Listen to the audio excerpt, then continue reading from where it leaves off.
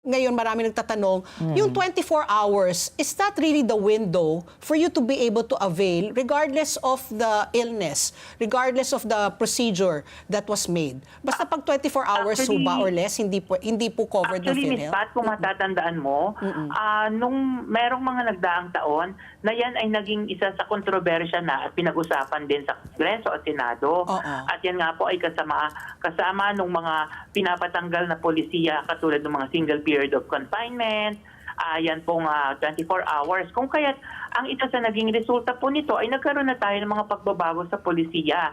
Kaya nga po kung matatandaan nyo, naglabas na tayo ng ating emergency care benefit package para kung less than 24 hours at nasa hospital ka o sa emergency room, ay kino-cover na rin po natin siya ngayon. Katulad po ng specific for this policy. Meron nga tayong nadoon sa ating stroke policy. Kung halimbawa po, katulad ng na-transfer or nalipat yung pasyente in less than 24 hours, meron na tayong mga tinatawag na transfer package. Kung less than 24 hours, wag namang mangyayari at namatay ang pasyente at yan po ay ni-resuscitate, yan po ay meron din tayong mga pakete. So meron na po tayong mga benepisyo for those cases na less than 24 hours. Siguro lang po sa pagkakataong ito ay maaaring hindi lang po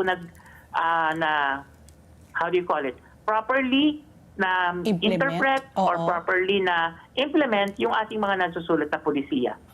So in other words, Dr. Ish, dapat covered, hindi lang na-implement. Ganun Well, hindi ko pa po nakikita or hindi pa namin nakikita yung mga dokumento, pero doon po sa mga kwento or istorya na nakukuha po natin ay sa initial assessment po natin ay maaaring merong benepisyo na nakuha. Dapat, pero kailangan pa rin nating makita yung mga dokumento para kung meron pang ibang benefit na pwede pa rin ibigay, i-maximize po natin siya.